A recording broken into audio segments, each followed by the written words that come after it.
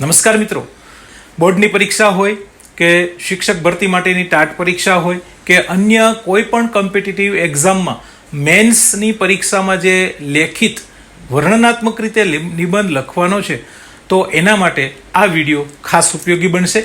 નિબંધ શબ્દશઃ આ વિડીયોમાં તમે જોઈ શકશો. આપની પાસે બસ એટલી જ અપેક્ષા છે કે વિડીયો ગમ્યો હોય તો એક લાઈક આપો અને કોમેન્ટમાં 2 શબ્દ લખો. વધુ સમય ન લેતા લેટ્સ સ્ટાર્ટ વિડીયો. નિબંધ શરૂ કરતાં પહેલાં આપને જણાવી દઉં કે મારી ચેનલ પર અત્યાર સુધીમાં આટલા નિબંધો મૂકેલા છે જે તમે વાંચી શકો છો. પરીક્ષાની દ્રષ્ટિએ પૂછાઈ શકે એવા મોસ્ટ આઈએમપી આ નિબંધ છે. હાલમાં ટ્રેન્ડિંગમાં હોય અથવા તો કરંટ સમસ્યા હોય એવા કેટલાક આ ટાઇટલ છે જે તમે જોવા માગતા હોય તો મારી યુટ્યુબ ચેનલમાંથી મળી રહેશે. હવે આજનો જે વિડીયો છે એનો વિષય છે વસ્તી ગણતરી 2026. પ્રસ્તાવના. શું તમે જાણો છો કે 140 કરોડથી વધુની વસ્તી ધરાવતો આપણો ભારત દેશ વિશ્વનો સૌથી મોટો લોકશાહી દેશ છે. પણ આ વિશાળ જનસંખ્યા દેશ માટે આશીર્વાદ બનશે કે આફત, એનો આધાર ચોક્કસ આંકડાઓ અને આયોજન પર રહેલો છે. ભારત સરકાર દ્વારા વર્ષ 2026માં યોજાનારી વસ્તી ગણતરી એ માત્ર માણસોની સંખ્યા ગણવા માટેની નથી, પણ આગામી દાયકાના ભારતના વિકાસની બ્લુપ્રિન્ટ છે. બદલાતા સમય સાથે આ વખતની વસ્તી ગણતરી ઐતિહાસિક બનવા જઈ રહી છે, કારણ કે એ સંપૂર્ણપણે આધુનિક ટેકનોલોજી પર આધારિત છે. આ વસ્તી ગણતરીની સૌથી મોટી વિશેષતા એ છે કે ભારતમાં પ્રથમ વખત ડિજિટલ પદ્ધતિથી વસ્તી ગણતરી કરવામાં આવી રહી છે. હવે વસ્તી ગણતરીનો પરિચય જોઈએ તો વસ્તી ગણતરી એટલે દેશના દરેક વ્યક્તિ, પરિવાર અને રહેઠાણ વિશેની માહિતી એકત્ર કરવાની સરકારની સત્તાવાર પ્રક્રિયા. એમાં વસ્તી, લોકોની ઉંમર, શિક્ષણ, વ્યવસાય, રહેઠાણ, સુવિધાઓ વગેરે અંગે માહિતી મેળવવામાં આવે છે. જનગણના અધિનિયમ 1948 મુજબ એકત્રિત કરવામાં આવેલી તમામ વ્યક્તિગત માહિતી સંપૂર્ણપણે ગુપ્ત રાખવામાં આવે છે.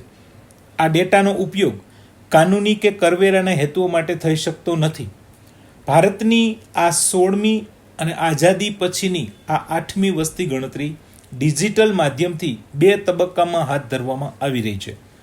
1881માં સૌપ્રથમ વસ્તી ગણતરી થઈ હતી. 2026ની વસ્તી ગણતરીના પ્રથમ તબક્કામાં ઘર યાદી અને આવાસની સ્થિતિ અંગે ગણતરી થાય છે, જ્યારે બીજા તબક્કામાં વાસ્તવિક વસ્તી અને જાતિ ગણતરી કરવામાં આવનાર છે, જે ફેબ્રુઆરી 2027માં શરૂ થશે. વર્ષ 2026ની વસ્તી ગણતરીની મુખ્ય વિશેષતાઓ. સમય સાથે પરિવર્તન એ પ્રગતિની નિશાની છે.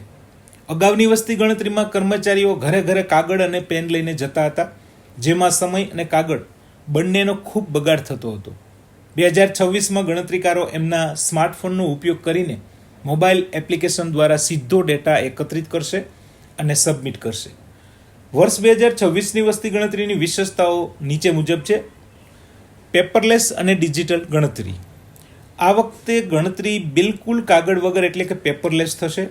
તમામ વિગતો સરકાર દ્વારા તૈયાર કરેલ સ્પેશિયલ મોબાઈલ એપ્લિકેશનમાં ઓનલાઈન સબમિટ કરવામાં આવશે. નંબર 2, સ્વગણતરી સુવિધા. આ વર્ષની સૌથી મોટી ખાસિયત એ છે કે નાગરિકો પોતે જ સરકારી પોર્ટલ પર જઈને પોતાના પરિવારની માહિતી ઓનલાઈન જાતે ભરી શકશે. આનાથી સમયની બચત થશે અને ગોપનીયતા જળવાઈ રહેશે. નંબર 3, માહિતી 16 ભારતીય ભાષાઓમાં ભરવાની સુવિધા. ભારતની ભાષાકીય વિવિધતાને ધ્યાનમાં રાખીને વસ્તી ગણતરીની ડિજિટલ વ્યવસ્થામાં 16 ભારતીય ભાષાઓમાં માહિતી ભરવાની સુવિધા આપવામાં આવી છે. તેથી લોકો પોતાની માતૃભાષામાં સરળતાથી માહિતી આપી શકે છે. આથી ભાષાના કારણે થતી ગેરસમજ અને ભૂલો ઘટે છે અને વધુ સચોટ માહિતી મળે છે. નેક્સ્ટ, માહિતીની સુરક્ષા માટે આધુનિક ટેકનોલોજીનો ઉપયોગ. વસ્તી ગણતરી દરમિયાન નાગરિકોની વ્યક્તિગત માહિતી કે ડેટા સુરક્ષિત રહે એ માટે આધુનિક ડિજિટલ સુરક્ષા પદ્ધતિઓનો ઉપયોગ કરવામાં આવે છે.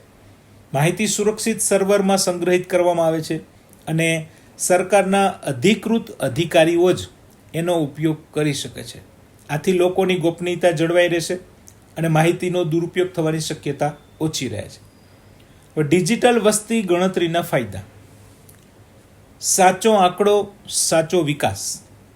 જ્યારે સરકાર પાસે સાચી સચોટ માહિતી હોય ત્યારે જ છેવાડાના માણસ સુધી લાભ પહોંચાડી શકાય છે. આ ડિજિટલ ગણતરીના મુખ્ય ફાયદાઓ આ પ્રમાણે છે. નંબર 1, ઝડપી પરિણામ. પહેલાં વસ્તી ગણતરીના અંતિમ આંકડા આવતા વર્ષો નીકળી જતા હતા. ડિજિટલ માધ્યમના કારણે હવે ગણતરી પૂર્ણ થતાં જ ટૂંકા સમયમાં સચોટ આંકડાઓ જાહેર થઈ શકશે. નેક્સ્ટ, માહિતીનું વિશ્લેષણ ઝડપી. કમ્પ્યુટર દ્વારા મોટી માત્રામાં માહિતીનું વિશ્લેષણ ઝડપથી થઈ શકે છે.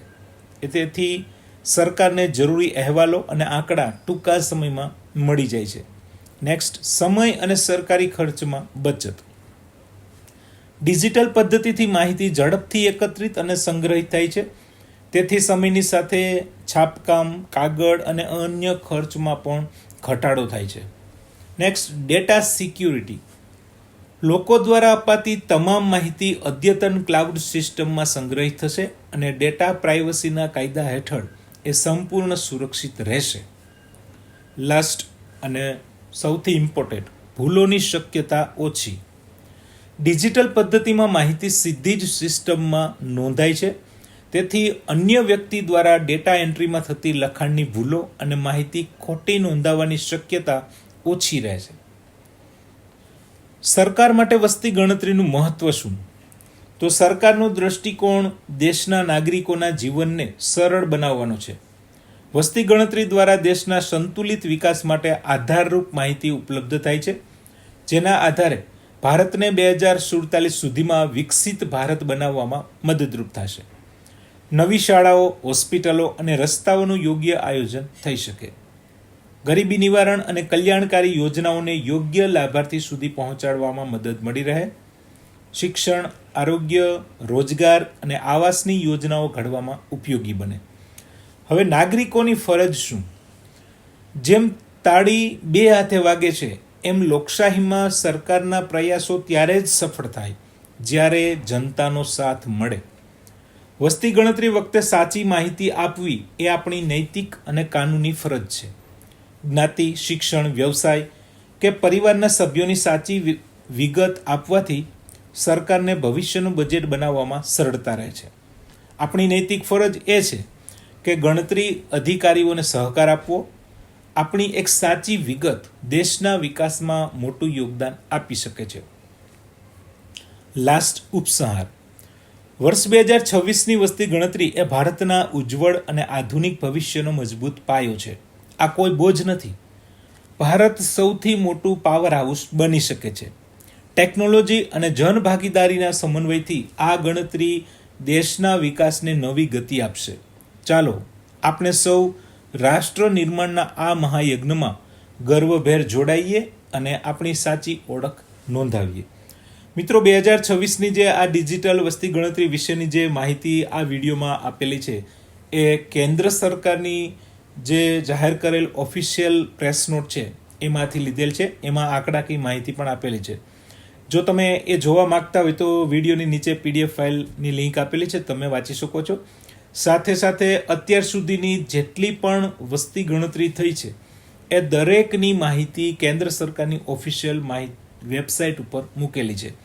જો તમે એ જોવા માંગતા હોય તો એની લિંક પણ આ વિડીયોની નીચે આપેલી છે. તમે ઓફિશિયલ અને સાચી માહિતીથી માહિતગાર થઈ શકશો. તો મિત્રો, આ પ્રકારના અન્ય નિબંધ પણ મારી ચેનલમાં મુકાતા રહેશે.